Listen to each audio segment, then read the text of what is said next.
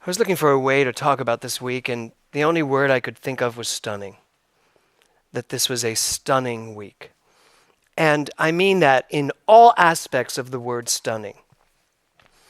I mean it in the words that could be understood as scary and the words that could be understood as graceful. That all of it was present and on display and continues to be really present and on display. And I don't think anyone could ever have imagined being in the position that we all are in, certainly for me on a Sunday morning, to get up and talk after a week like this. And it's stunning. It's actually stunning to even be standing here. And when I woke up, and I did not sleep well last night, knowing that I had a lot on my mind to talk about and to work through. And usually I'm asleep on Saturday night. I sleep through the night. I get up on Sunday and I'm raring to go. And my job here, which I teach all of my ministerial students, my only job on a Sunday is to inspire. That's it. That's what a minister's to do on a Sunday, all over the world. Now, a lot of ministers don't. A lot of ministers, that's not their focus. But mine is to inspire. So how do I inspire after such a stunning week? And how do I inspire and still stay respectful to what people are feeling and what they're going through? There's a lot of anger in the world. There's a lot of hostility. There's a lot of sadness. There's a lot of confusion. There's a lot of all of that in the world. But you know what else? There is also a lot of clarity in the world, depending on who you talk to. And so I thought, why don't I go to Ernest Holmes and find out what he said about this week? Now, of course, he died in 1960. And it's not that I channeled him up at 2 a.m. when I woke up wide awake, wondering what was I going to talk about today, because I had planned on a talk that was no longer appropriate. And it's not that I heard Ernest Holmes, but when I finally fell back asleep and woke up, I grabbed a book I've never read, and the very first thing I read was this. New arts, new sciences, new philosophies, better government, and a higher civilization wait on our thoughts. He says, the infinite energy of life and the possibility of our future evolution work through our imagination and our will. And then he says, the time is ready, the place is right where we are now, and it is done unto all as they really believe and act. I read that and I was like, thank you, Jesus. Except I said, thank you, Ernest. Because it makes great sense. We are always on the precipice of a new government. We are always on the precipice of a new day. We are always on the precipice of something new emerging, because every day something new emerges. That is the life we live. That is the world we live in. That is the quantum field we live in. That life is constantly emerging and bringing forth what we need. So it's possible that when we look at this week, years and years from now, we're going to look on it as something that was part of an emergent evolution that brought us to a better place, a stronger place, a higher understanding, as he says. But the end of this is what's so profound to me. The time is ready. The place is where we are right now. And it is done unto all of us as we really believe and act. As we really believe and act. And I want to really point out that word again, really, as you really believe. This science, this philosophy is filled with truths. Truths that are subjective, all. None are objective. Because truthfully, as I say truthfully again, it's still going to be done unto you as you really believe. So the question is, what do you really believe? And the other part is this, reaction, your reaction. Your reaction, our reaction to things unveil our deeper beliefs. Hold on one second. Here we go, got it. Our reaction to things unveil our deeper beliefs, and now more than ever, we must know what we believe. If this week taught me nothing, it taught me that I needed to really be certain what I believed.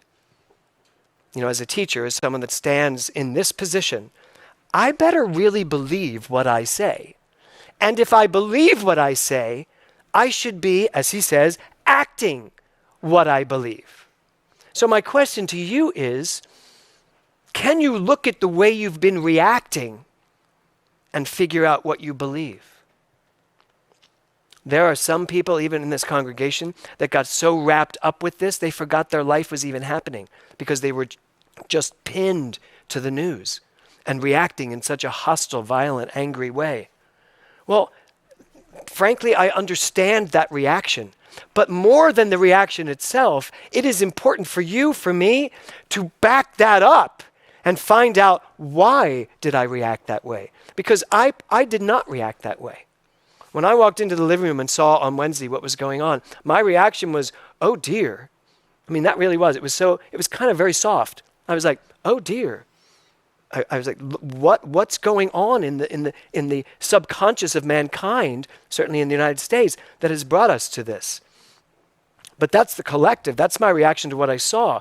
My question to you today is, what do you believe that caused your reaction to be what it was?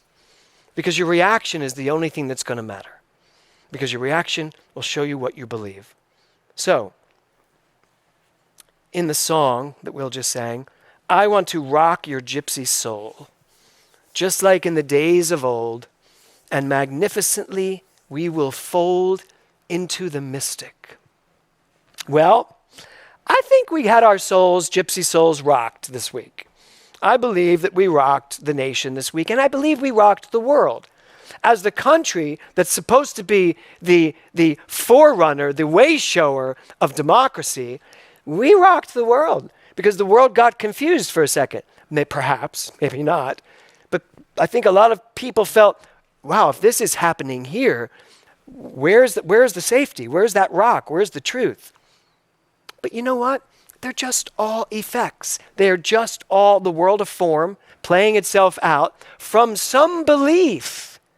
And you know what I think that belief is? A belief that in the end, we are all free to choose and to live the lives we choose to live. And if we don't believe that, then we will get caught up in reactions. We will get caught up in fighting. We will get caught up in trying to get my freedom as opposed to living from my freedom. So I want to rock your gypsy soul just like in the days of old, and magnificently we will fold into the mystic. When Van Halen wrote that song, he said that the song was about Van Morrison, sorry. Well, Van Halen just got a good shout out. When Van Morrison wrote that song, I wrote Van Halen here. I know it's Van Morrison. He said that the song was about transformation. Although I love that you all yelled Van Morrison pretty much at the same time.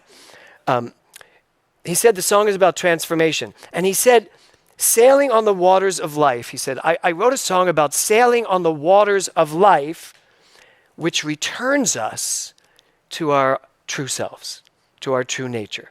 That to him what the mystic was. As we sail into the mystic, meaning as we sail into our true selves. So the question becomes,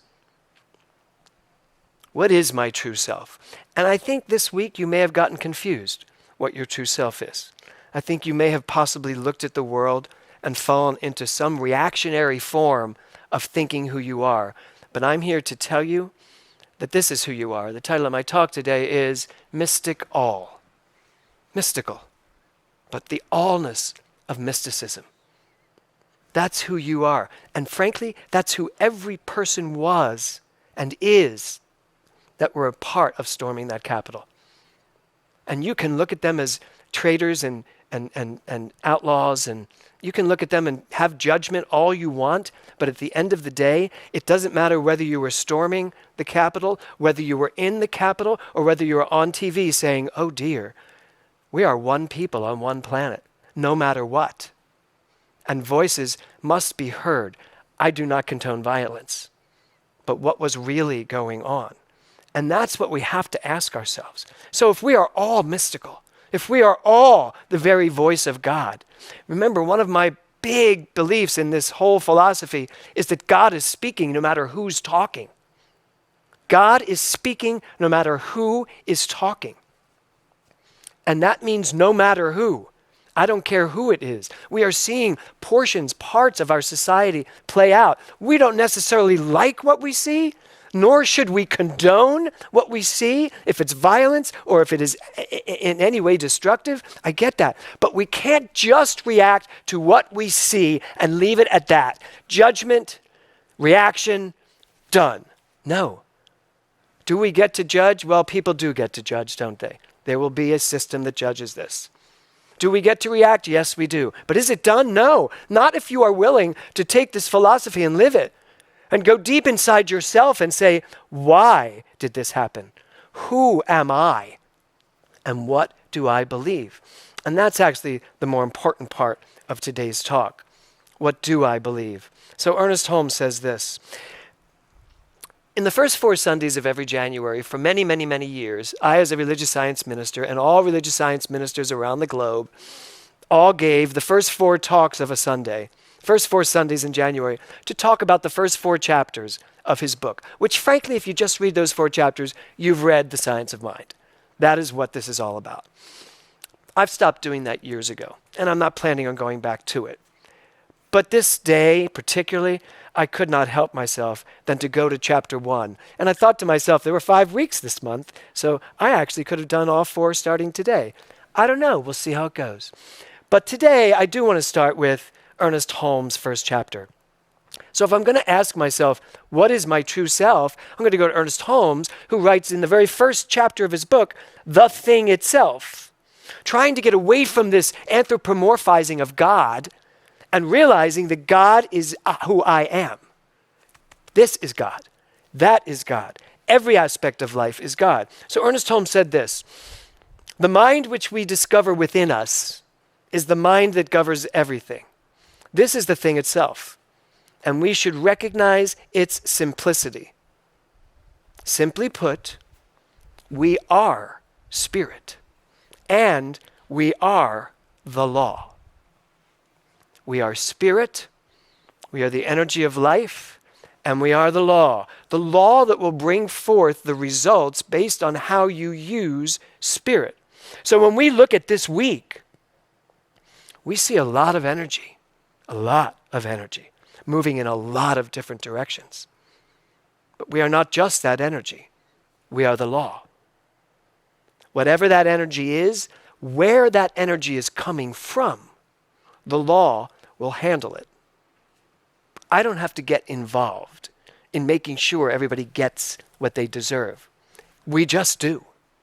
That is what love and law is all about. That is what understanding what God is and how it works is all about. So, in 2009, I grabbed my Science of Mind textbook to look at this morning, and I saw that this was a book that I bought in 2009. I've been buying Science of Mind books pretty much every year or two since I started this philosophy because I write all over it. And so every year I buy a new book to start over, and then I like to go back and go, did I see this last time? I always kid about how whenever I start to read The Science of Mind, I'm like, was that in there last time? Which it must have been because he wrote it in 1927. So this was in 2009, and I get very emotional when I read this. I wrote in that chapter, and this was right before I would be diagnosed with cancer. And I wrote, you have permission to want what you want, James. So don't be afraid to want it. And I read that this morning. And I thought to myself, how profound. I have permission. What gives me permission? What gives our world permission to behave the way we behave? Well, it's actually inherent within us. We believe that our minds are free to think what we want to think. The question is, what are the beliefs behind the way you think that drive your thinking? So when I read this, I have permission to want what I want. I realized that in 2009, I didn't perhaps have the belief behind what I wanted. So what I wanted in 2009, and I wrote down at the bottom what it was I was going after, never, that did not materialize that way. I look now at 2021, it has materialized amazingly, but not the way I thought. And certainly not with the timetable I had in mind. So one of the things that's really important as we start this year, and certainly in the wake of this whole week, if we're going to awaken to our greatest self, we need to know who that is. We really need to know who that is. And that means you really need to find out what beliefs create the person that you are. Because frankly, you are nothing but a collection of beliefs playing themselves out in this world called life. That's all you are. Your beliefs are driving the show. If you believe this is a scary world, I guarantee you can go find that. If you believe this world is a world of opportunity and joy and creativity, I guarantee you will find that. If you think it's a mixture of both, I guarantee you I lived that, because that's how I believed. So what's it going to be as we awaken to our greatest self? It's our beliefs that's driving this show. So if you are the thing itself, then frankly, you are the mystic. Let me tell you what a mystic is. A person who seeks by contemplation and self-surrender to obtain unity with or absorption into the deity or the absolute, or who believes in the spiritual apprehension of truths that are beyond the intellect. Beyond the intellect. So if you are the mystic and I am the mystic, and there are things in our lives that are going to rock our gypsy souls. The gypsy soul, by the way, what would that be? That soul that is just free and just wanting to go everywhere and just live life to the fullest moment to moment. Then it's up to you and it's up to me to actually know who we are and live from that belief. Are you the mystic or are you not the mystic? Or are you just some feather in the wind that flows along based on whatever vibration takes you and moves you? And the most important part of this is when the dictionary says, we believe in the spiritual apprehension of truths that are beyond the intellect. Beyond the intellect. So what I want to suggest for you in the aftermath of this week, and certainly in the standing in the wake, and certainly in the trajectory of what will come, I'm going to invite you to get your brain out of the way. Get your brain out of the way. Get your critical thinking out of the way, as he says here, beyond the intellect. Go beyond what you see. Go beyond what you're thinking about what you're seeing. Go beyond even your emotional reactions to it. All that is good for is for you to figure out what you happen to believe right now. What you really, as he says, believe. So I'm going to invite you this week, no matter what happens, no matter what, stay out of it in your mind and do your very, very, very best to go beyond the intellect into this beautiful place called the mystic and see what you can understand about what's going on. Now I want to be very clear. This does not mean that you should take then I'm not interested in any of it, I'm not involved. You are involved. Not only are you involved, you are responsible for everything that goes on in this world on the quantum level. All of us are responsible for all of it. But what is my responsibility going to do for me? Is it going to have me go out there and scream and rant and judge people and yell and get all angry? No, I could just create another disease in my body from that kind of reaction. Or am I going to be totally responsible for what's going on and use, as the women's group did, as Rita and Patrick did, as this center does use all of my capacity to bring the vibration of love everywhere present. Love only. It doesn't say love only except when this happens. It says love only. Forgive everything. We must have compassion for even the perpetrator in any situation. And then remember who you are. And if you're willing to remember who you are, to really remember, to really get who you are, I guarantee you, this finger won't have so much work ahead of it. You won't be pointing to all of these people that done you wrong or done the country wrong. It's time. It really is time. Because if we're going to listen to what Ernest Holmes says,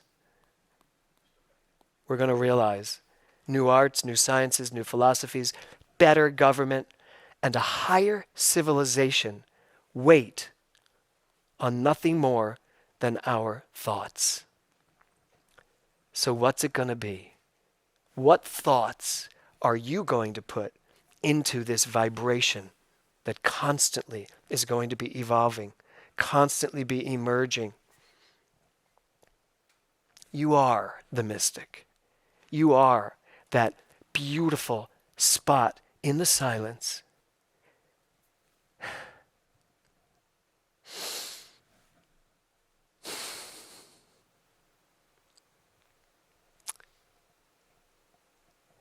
where there is only love. And if we can all just get there and willingly get there, we will live in a very different world. But I invite you to live in that world first in your mind, because what you do first in your mind will show up in your world. Namaste.